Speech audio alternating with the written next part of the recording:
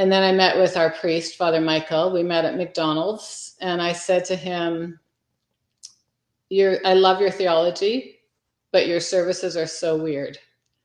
And then he said to me, why don't you come marinate with us for 3 times?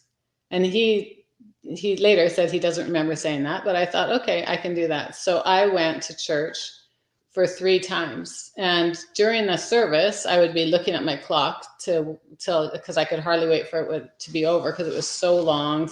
Then as soon as it was over, I could hardly wait to come back. Okay, welcome everyone to the Orthodox Christian Podcast. And today I have the pleasure of speaking with Evy Klassen. And for everyone watching or listening, Evy, why don't you take a second to introduce yourself and tell everyone what you spend your time doing? 1 second or longer?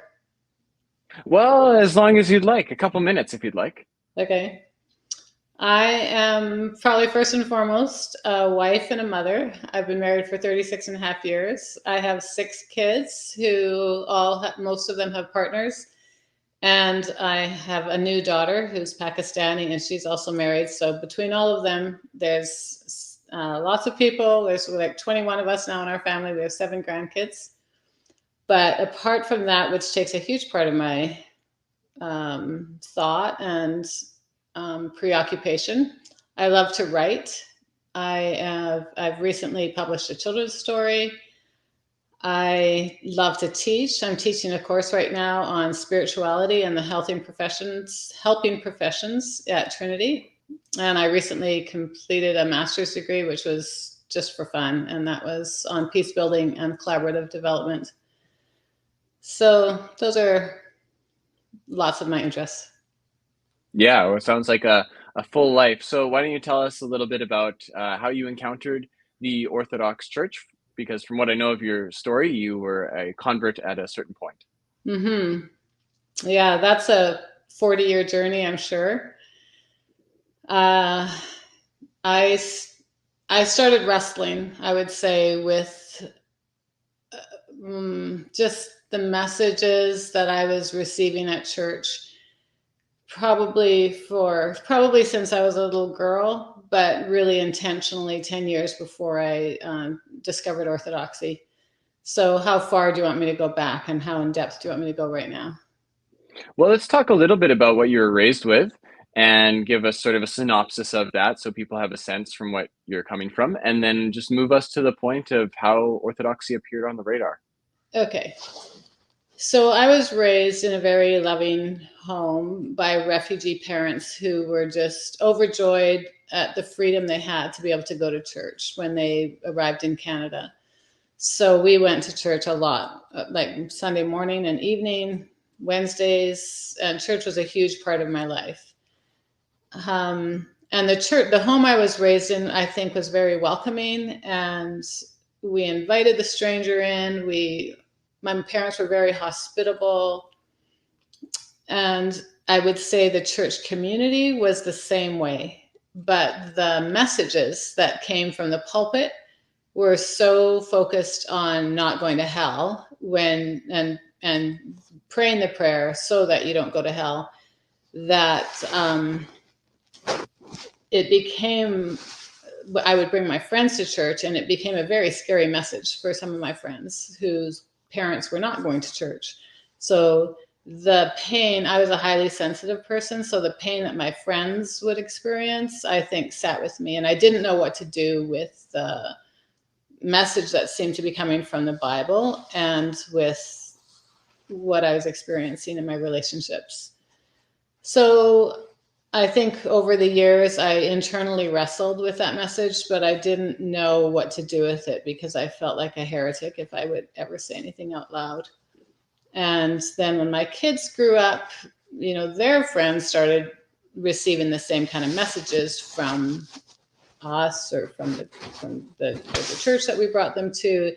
And again, it was a painful experience. So I guess it was in 2004 when one Sunday at church, the service that we were going to was just too crowded. So they asked some people to stop going to that service and go to a service. And my husband told me the next Sunday, oh, by the way, I said we'd go to a different service. And then I was feeling connected with the people at the service we were at. And then I said, maybe we should just stop going. And I think what happened was I realized that I didn't have the language to know how to tell my kids there's something that I disagree with about this, but I didn't know how to tell them what I disagreed with. So I figured we'll just stop going for about 3 months. I mean, a couple months. Yeah, maybe by Easter. This was February. I thought by Easter we'll have it all figured out. And that few months turned into 10 years. And I really, really struggled with not taking my kids to church. My husband was working in an organization where he was often preaching, so he was very connected to the church. And we started a home fellowship where we had friends over, and that helped us feel connected. But my journey of church being a huge priority from childhood made me feel really guilty every Sunday, probably until noon when church would be over, and then I'd relax a little bit. And I didn't know the damage that I might be doing to my kids by not taking them. But in the same breath, I couldn't keep going because I didn't have peace or just felt this blockage. Anyways, so my niece was going to Orthodox church. I hadn't even heard of it before then. I didn't know the difference between Orthodoxy and Catholic churches. And I went a couple of times to some of the service that she was part of.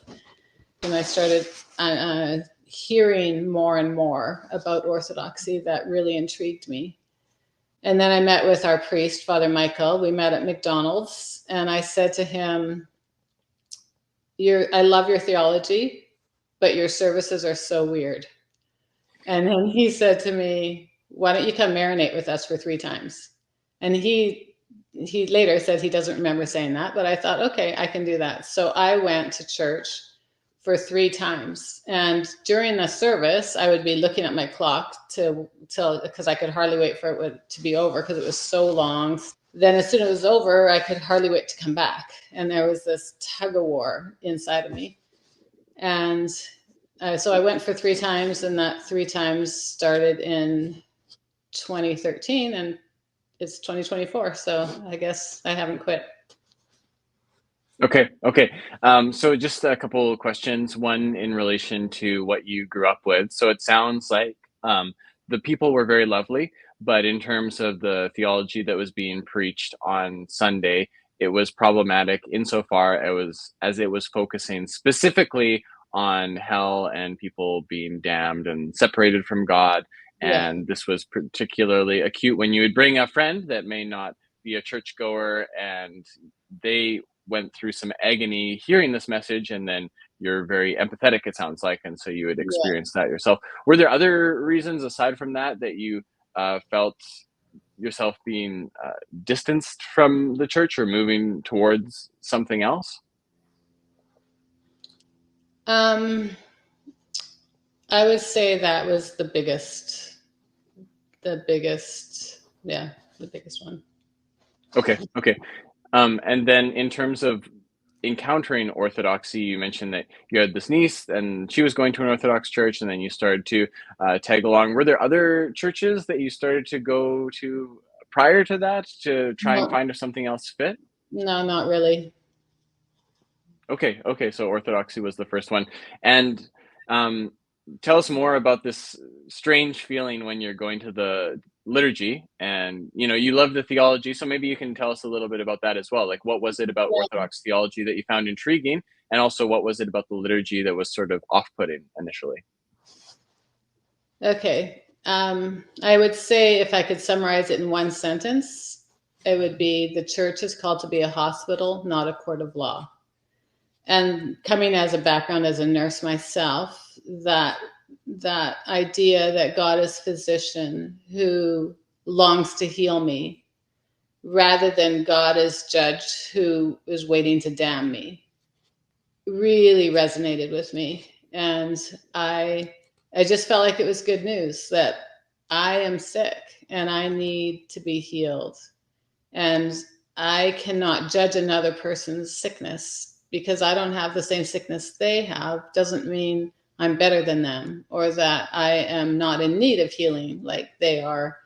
We have different needs, different remedies that will heal us.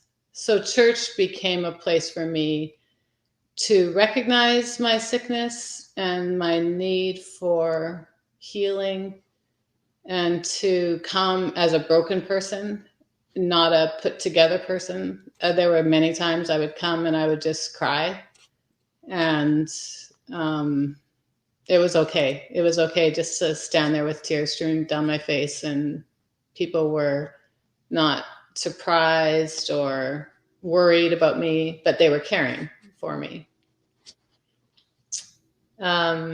We can go into that more, but I'll try to switch to your second question, which was about the services.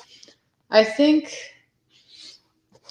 I was raised where missions was very central to the way we lived. And my parents supported missionaries. I think coming from a communist country where talking about Jesus was forbidden, having a hymn book or a Bible was forbidden, the good news of being able to talk about it was really significant for my parents. And so I think they wanted everyone to know how good God is and that we can talk about God. And so supporting missionaries was really high on my parents' priority. So when I would come to the Orthodox service, it just didn't feel like it was transportable with all of the stuff, all of the robes and the incense and the icons and the crosses. How I would imagine, how can this be taken to Thailand or Cambodia or Africa or wherever? I know it is in Africa and Ethiopia and other places, but it just felt complicated. And so my judgy mind couldn't reconcile how a service like this could be shared worldwide. So it felt inaccessible, I would say. And I think the other thing that I struggled with was, let us complete our prayers unto the Lord. How many times is that said during the service? And then it's never completed. So there was so much liturgy that didn't make sense to me. And over time, I think I allow it to just wash over me, and someday one word will strike me, and then another day another will strike me. And even though it seems like it's the same liturgy every day of every year, it's valuable, and I need it. Mm-hmm. And so when you started going to this Orthodox church, did you have, were some of the other members of your family tagging along, or was it more of a solo venture at first? How did that unfold? Actually, I don't remember exactly I think a couple of my other members were there first, and I was interested in going to a different church, a different Orthodox church, because I had started going there, and it was like such good news, all the messages. And then I thought only at that church that good news was being shared. And then I realized, oh no, that's just the Orthodox message that is in all the churches. So it wasn't just this one person that had it all. So then I thought, if I'm going to be weird and go to a different church, I might as well go to the same church that some of my kids are at, because I don't want to be more fragmented from my family by going to another church. So that's why I started going to the one we went to, or I do go to. Oh, okay. So some of your kids were actually going there first. It wasn't actually just your niece, but some of your kids as well, and then you started tagging along. Okay, mm-hmm. Okay. And then, I mean, you said you've stayed there since, but maybe tell us a little bit about the journey of becoming Orthodox, and maybe if there was shifts in mindset or in practices, and what this looked like concretely in your life. Yeah. So when I started going, I think I felt very content to not become Orthodox for a long time. And I felt like I can just just attend, and that felt satisfying to me. Sorry, I forgot what the question was. Just how that transition unfolded. So like today you are Orthodox, but Mm-hmm. prior you weren't. And so there's a bit of a metamorphosis, I imagine, in Yeah, terms of just how you live out your Christian life from being a Protestant, yeah, and I'm guessing a Mennonite Protestant, yeah, given yeah, last name, to an Orthodox Christian. You know, these yeah. things look differently. Yeah. Okay. So I started going thinking I'll just be a catechumen until I'm 99, and that's okay. And then one Sunday, because my husband isn't Orthodox, and um, the struggle of not knowing I would not be able to take communion with my husband, I think was, and when with other people that I love, was a pretty big barrier for me to want to become Orthodox. So I just thought I'll just keep going, and it doesn't matter if I don't get to take communion. And then one Easter, it was in 2017. So this was October of 2013 that I started going, and then it was Easter of 2017 that I went to I think it was a Wednesday service where they anoint you with oil. And then they were anointing everyone with oil, but then when it came to me, they used like rose water or something else. And I was like, I want the oil. Like, why can't I have the oil too? And something shifted in me, and it was just like, it's time. I want it. I want it all. I don't want to wait till I'm 99. So we hosted the Pascha party at our house that year. And I remember just weeping, knowing I wanted to become Orthodox, yet knowing what it meant as far as the struggle with us with being separated from my husband and being able to go to his church and take communion. Like, it just was really painful for me. And my husband said to me, "You've been marinating long enough. Just get on that barbecue." And it was like he was releasing me. It was like, it's okay. We can figure this out. We can navigate our way through, and don't let that hold you back.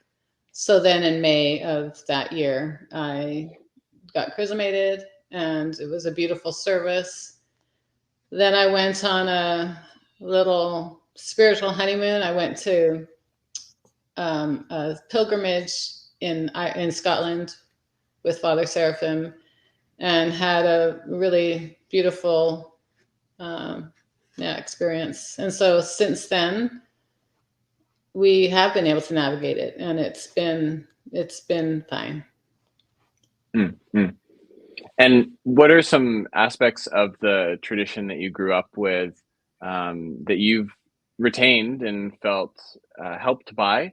And then maybe the reverse as well, like as because your husband is still part of the Protestant church, have you noticed that there's been aspects of Orthodoxy that have maybe been helpful for him, or that have sort of opened a new way to engage with theology? I would say yes. I think you gave me a couple of questions there.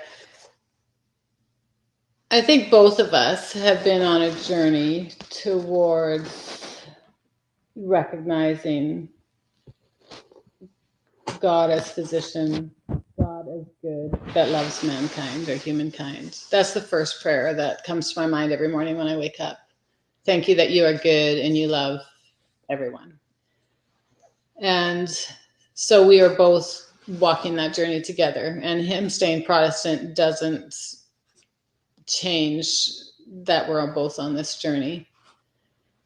You also asked me what I'm retaining from I think I am who I am, and who I am. When I became Orthodox, it was such a huge decision for me. Do I do this? Do I not? I wrestled back and forth, and I wept about it, like I said. And then once I became Orthodox, it was just like, okay, carry on. It's just nothing's changed. I am who I am. I am a product of my upbringing, all the beautiful things that I learned from church, and I'm continuing on to be me. And so, yet what's changed, I guess, is that I'm not asking that question anymore. Do I become Orthodox or don't I? It's just like, okay, I'm settled, I'm carrying on. And I continue to go to church because I need it, because I need the medicine that I get. And I want to be whole. Orthodoxy, my upbringing taught me heavily to surrender, to lay down my life. Orthodoxy teaches me the same thing. Orthodoxy teaches me that my highest goal is to become more like Christ, to humble myself. And that doesn't feel different than the home that I was raised in. So you have that sense of continuity, but also fulfillment in the sense that there are aspects or emphases in Orthodoxy that are different in a helpful way, it sounds like. Yeah. So if you had to summarize, I mean, you've given some of these reasons already for why you joined the Orthodox Church, but if someone asked you, what are the 5 reasons? I don't know if there's 5 reasons per se, but what are the reasons that you joined the Orthodox Church? Would there be any other additional aspects of Orthodox worship or life or theology that you would want to mention as a highlight? I think it's still the same, but I'll give you a story. I went to visit one of my kids in Montreal, and we went to a house that was an Orthodox bookstore. And it probably was like a split level house. It probably had 5 to 7 floors, like different little staircases that went to this little alcove. And the whole house was full of books. And then I said to the owner, I said, "Do you have any books on salvation?"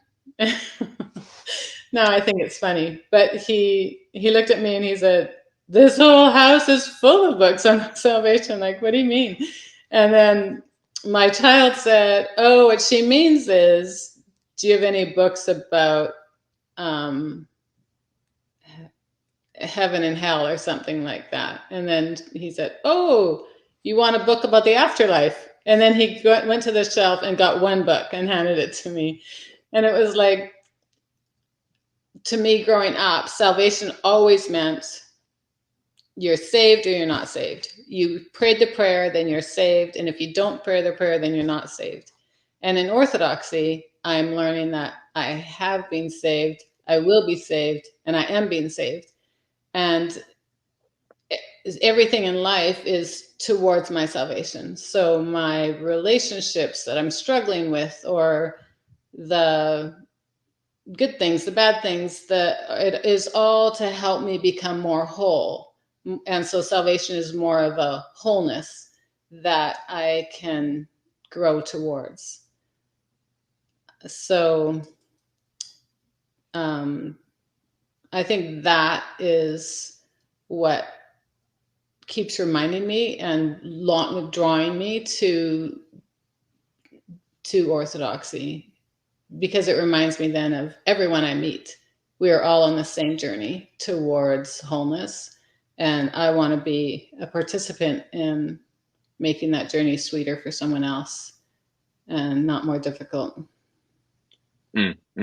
It sounds, yeah, like you experienced in your growing up years a vision of heaven and hell that were very narrow in the sense of the afterlife, and that within Yeah. Orthodoxy, heaven and hell, these are paths that we walk that are present now. Like we can set Yeah. ourselves on a trajectory where we can destroy our lives through living viciously.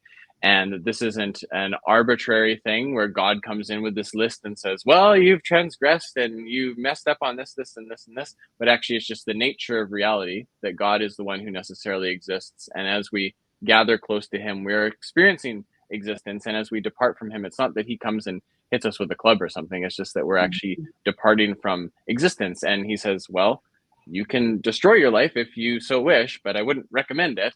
And then there's the way of salvation, which is the way of virtue and becoming a full human being. Again, it's not just this arbitrary thing of, I said this prayer 10 years ago and it has nothing to do with my life, but it's actually how you live your life. Are you actually becoming more mature, more responsible, a better human being that is beneficial for not only yourself, but actually the society as a whole, that integrates the society, and that this is what it means to be like Christ?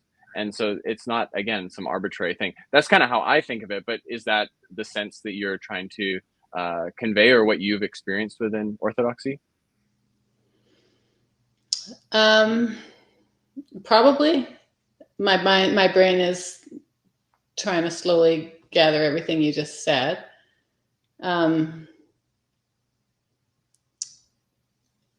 Yeah, I don't even know if I'm trying really hard to make the world better. That felt like something I tried harder to before becoming Orthodox. I'm I'm trying to be less concerned about that, less concerned about about striving even, but just to become more simple. I'm trying to become more simple in my outlook in life and in my response to other people. And trying hard is something I'm trying to let go of. And I this is I'm just looking over there. I have a picture. I went to Rome quite a few years ago to this catacomb. It's called Priscilla's Catacomb, and in there was a drawing on the wall of the shepherd holding a goat, and the person, she had broken English, and she said, "Oh, and here's a picture of Jesus holding the goats." And I was thinking, oh, in her English, she meant to say sheep. She didn't mean to say goat. And then at the end of the whole tour, she said, "This picture of Jesus holding the goat, the church always taught Jesus carried the sheep, but we also knew that he carried the goats as well." And I bought that picture, and I love it so much because I recognize that I am a goat as well. And um, I'm one of my mentors in life right now is Dr. Edith Eger. She's a Holocaust survivor. She's 96 years old and a beautiful, beautiful person. And she invites us to either turn. We have the ability to turn to our inner Hitler or our inner Mother Teresa, and she invites us to turn to the good part of us, and to allow that part to flourish. So I'm just grateful. I'm grateful that I'm being carried, and I'm grateful for every opportunity I have to hopefully turn towards goodness and wholeness, and to, like you said, to becoming more human, which is to become more whole. Yeah, well put. And I think that emphasis on just living a simple life, not trying to change the world. It reminds me of Saint Seraphim of Sarov, that famous quote of "Acquire a spirit of peace, and thousands around you will be saved." And so it seems like Orthodoxy has a appropriate emphasis on saving yourself by God's grace and seeing what the ripple effects are, but aiming first to overcome the evil that's tempting all of us, really, and then to face the world. But it's important to have that order, I think, because sometimes it can get misordered or disordered when we maybe try to overcome the evil outside and we don't recognize that we need to be saved as well. Mm-hmm. So would you have any advice for people that are interested in Orthodoxy? Maybe someone that is coming from a similar background. They might not be, but looking into Orthodoxy, what would be your advice or suggestions to them? I think there's a lot of room to feel judged when you listen to some of the language that is part of the liturgy. And it was really helpful for me to hear by my priest to not hear these words with the same Protestant lenses, or that I have heard them in the past, because they don't mean it the same way. So often words I hear that might seem harsh, they're actually not intended to be that way. So if I keep the umbrella of God as physician and this is my healing, then it's more helpful for me than, because some of the language is even old English language, or it's not gender neutral language, or it's language that could be off-putting. So try not to get too messed up by that and ask questions. I would guess most priests and most communities are very open to the inquirer asking honest questions, and no question is too scary to ask. And are there certain examples of words that when you first encountered them within the Orthodox liturgy that you interpreted in a certain way that was off-putting, and now that you've been Orthodox for a little while, you've understood them in a proper way, really? I mean, one example maybe I can mention that I've heard from other people is throughout the liturgy we say, Lord have mercy. And we say it a lot. And sometimes if you come in from the outside, it sounds as if God is this scary judge and Yeah. you're begging and pleading that he would have mercy on us. Whereas in Orthodoxy, it's more like, save us, fill us with your divine life, unite us with yourself. This is more the sense of mercy. And even the Jesus prayer too, I think, of where it says, Lord Jesus Christ, Son of God, have mercy on me, a sinner. And this notion of a sinner can also strike people differently. So in Orthodoxy, as you were saying, it is much more about healing, God coming to infuse us with divine life. And that is what it means to be a sinner. We've separated ourselves from life and we need life, and we're rotting away in our sins, and God comes to heal us. But sometimes if we haven't been raised with that understanding, sinner can feel like we're guilty and we've got this taint on us, and it can be very off-putting for people. So I'm wondering, in your own experience, were there certain words or parts of the liturgy that at first struck you in a strange way, but then you came to appreciate them? Yeah, those are two really good examples. I would say the mercy feels more like standing under a waterfall and just letting the beauty of God's goodness wash over me. So if I imagine that when I'm asking for mercy, that feels a lot more whole and the way it's intended to be. And I love the prayer, Lord Jesus Christ, Son of God, have mercy on me, the sinner of whom I am first. I always add that, and it feels like it situates myself as maybe one that has been taught to judge and to judge people's actions. It helps me recognize that I am the first of sinners and I have no right to judge another person. So it has become a really beautiful prayer for me that is definitely part of my daily breathing. Mm-hmm. And would you have any books that you would recommend to people that either are exploring Orthodoxy or perhaps they've been Orthodox for a while and might be looking for something to read? I think there's people that have inspired me, like Saint Nectarius, the movie Man of God. I read the book about Saint Nectarius, or by Saint Nectarius. I think it's called that, and I was very inspired by him because he reminds me of my father-in-law, who was very humble, and Saint Nectarius is a model of someone who, you know, cleaned the toilets for boys that were supposed to be doing it just so they wouldn't get in trouble. And I love the way he modeled how to live. And Saint or Father Arseny as well. There's two books by two different Father Arsenys. One was in a Soviet Gulag kind of prison camp, and the other one I don't remember where he was, but they were both very inspiring as well for me. So I'm definitely drawn to examples of people who have lived the life that I'm wanting to live. Mm-hmm.